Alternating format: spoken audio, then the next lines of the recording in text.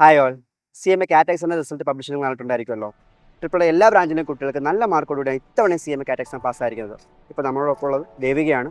Science ബാക്ക്ഗ്രൗണ്ടിൽ വന്നിട്ടും നല്ല മാർക്കോടുകൂടിയാണ് ദേവിക CMA കാറ്റ് എക്സാം പാസ്സായിരിക്കുന്നത്. നമുക്ക് ദേവികയോട് ചോദിച്ചറിയാം സക്സസ് ജേർണി എങ്ങനെയായിരുന്നു. ഹായ്. Hi sir.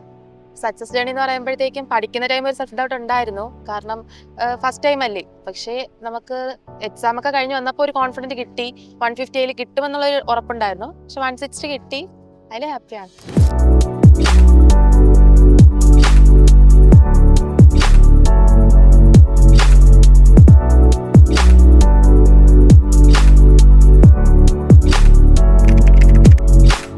ഈ ലാസ്റ്റ് മിനിറ്റിലെ പ്രിപ്പറേഷൻ എങ്ങനെ ഉണ്ടായിരുന്നു?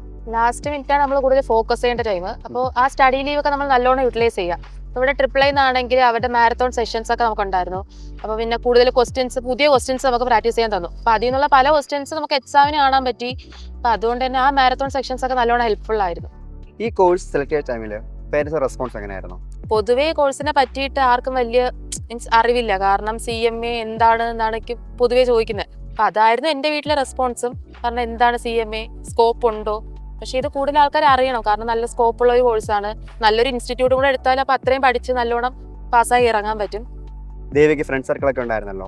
അപ്പോൾ ഈ ക്ലാസ് ടൈമിലും എക്സാം ടൈമിലൊക്കെ പ്രിപ്പറേഷൻ ഒക്കെ എങ്ങനെയായിരുന്നു? ഫ്രണ്ട് സർക്കിൾ എന്ന് പറയുമ്പോൾ നമ്മൾ എപ്പോഴും പഠിത്തം അങ്ങനത്തെ ഒരു ഇതല്ലായിരുന്നു. കാരണം വൈബടിക്കാൻ ടൈമൊക്കെ നല്ലോണം വൈബടിച്ച് തന്നെ നടന്നേ. പിന്നെ എക്സാം ടൈം വന്നപ്പോൾ നമുക്ക് ആ ഒരു ഇതുണ്ട്. പിന്നെ ട്രിപ്പിൾ A ആണെങ്കിൽ നമുക്ക് പഠിക്കാൻ വേണ്ടിയിട്ട് അവിടെ ഒരു സ്റ്റഡി റൂമൊക്കെ നമുക്ക് സെറ്റാക്കി തന്നായിരുന്നു. അപ്പോൾ കമ്പൈൻ സ്റ്റഡിയൊക്കെ ചെയ്തു.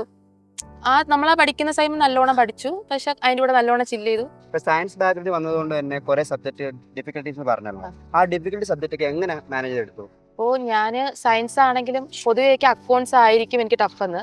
പക്ഷെ അക്കൗണ്ട്സിന്റെ ബേസ് കിട്ടിയപ്പോഴത്തേക്ക് എനിക്കത് ഓക്കെ ആണ്. പക്ഷെ തിയറി എനിക്ക് നോർമലി ഇത്തിരി ടഫാണ്. അപ്പം അതുകൊണ്ട് തന്നെ ഇവിടെ ലോ ഒക്കെ എനിക്ക് ഭയങ്കര, കാരണം പെട്ടെന്ന് പഠിച്ചെടുക്കാനായിട്ട് നല്ല സിലബസ് ഉണ്ടല്ലോ. അത് പോയിട്ട് MCQ ആണ്. നമുക്ക് ആ ബേസിക് ഇല്ല എങ്കിൽ നമുക്ക് അറ്റൻഡ് ചെയ്യാനൊക്കെ നല്ല പാടായിരിക്കത്തില്ലേ. അപ്പം പക്ഷേ മുസമ്മിൽ സാറ് നല്ല അടിപൊളിയായിട്ട് പഠിപ്പിച്ചു. അപ്പം അതുകൊണ്ട് തന്നെ നമുക്ക് വേറെ പ്രശ്നമൊന്നും തോന്നിയില്ല. പിന്നെ വർക്ക് ബുക്സിലെ ക്വസ്റ്റ്യൻസ് ഒക്കെ ചെയ്തപ്പോഴത്തേക്കും ലോ അങ്ങ് ഓക്കെ ആയി. വേറെ പ്രശ്നമില്ല. അതുപോലെ ടാക്സ് ആയാലും ഫിനാൻഷ്യൽ അക്കൗണ്ടിങ് ആയാലും ആ ഒരു ബേസ് കിട്ടി കഴിഞ്ഞപ്പോൾ അങ്ങ് നല്ലോണം പോയി. വേറെ കുഴപ്പമില്ലായിരുന്നു. ദേവിക്ക് നല്ലൊരു മാർക്ക് സ്കോർ ചെയ്യാൻ സാധിച്ചു. ഈ ഒരു സക്സസ് ജേർണിയിൽ ട്രിപ്പിളുടെ പങ്ക് എന്തായിരുന്നു? അപ്പോൾ എൻ്റെ ഈ സക്സസ് ജേർണിയിൽ ട്രിപ്പിൾ Aയുടെ കോൺട്രിബ്യൂഷൻ എനിക്ക് അത്രയുണ്ട്. കാരണം ഞാനൊരു സയൻസ് സ്റ്റുഡൻ്റ് ആണ്. അപ്പോൾ സയൻസ് ബാക്ക്ഗ്രൗണ്ടിൽ നിന്ന് വരുന്നതുകൊണ്ട് തന്നെ എനിക്ക് ഒന്നിൻ്റെ ബേസിസ് ഇല്ല. അപ്പോൾ പുതിയതായിട്ട് എല്ലാം പഠിച്ചെടുക്കേണ്ടതാണ്.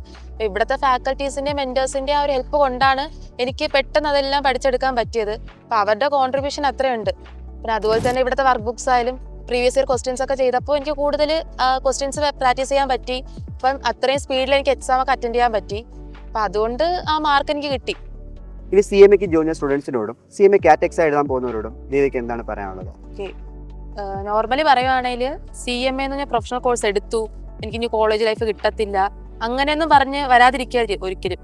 കാരണം ഇതൊരു നല്ല പ്രൊഫഷണൽ കോഴ്സാണ്. അപ്പം നല്ലോണം ഡെഡിക്കേഷൻ ഹാർഡ് വർക്ക് ഇട്ട് നമുക്ക് ഒരു സൈഡ് പഠിക്കാമെങ്കിൽ ഇപ്പർ സൈഡ് നല്ലോണം എൻജോയ് ചെയ്യാൻ പറ്റും. നമ്മൾ ആ ടൈം കണ്ടെത്തി നമുക്ക് അന്നന്ന് പഠിപ്പിക്കുന്ന പോർഷൻസ്, ഇപ്പം ഞാൻ അന്നന്ന് പഠിക്കുന്ന ഒരാളല്ല എങ്കിലും ഞാൻ ആ പോർഷൻസ് ഒരുവിധം കവർ ചെയ്തെടുക്കാൻ ശ്രമിക്കുന്നുണ്ട്. പെട്ടെന്ന് ഒരാൾക്ക് അങ്ങനെ പഠിച്ചെടുക്കാൻ പറ്റത്തില്ല. സോ നമ്മൾ ആ ഹാർഡ് വർക്ക് ഒക്കെ എടുത്തെടുത്ത് വരുമ്പോഴത്തേക്കും പറ്റാവുന്നേ ഉള്ളൂ. പറ്റാത്തതായിട്ട് അതൊന്നുമില്ല. അപ്പം പറ്റും എല്ലാവരെയും കൊണ്ടും നമ്മൾ ആ ഹാർഡ് വർക്ക് ഒക്കെ ചെയ്താൽ മതി.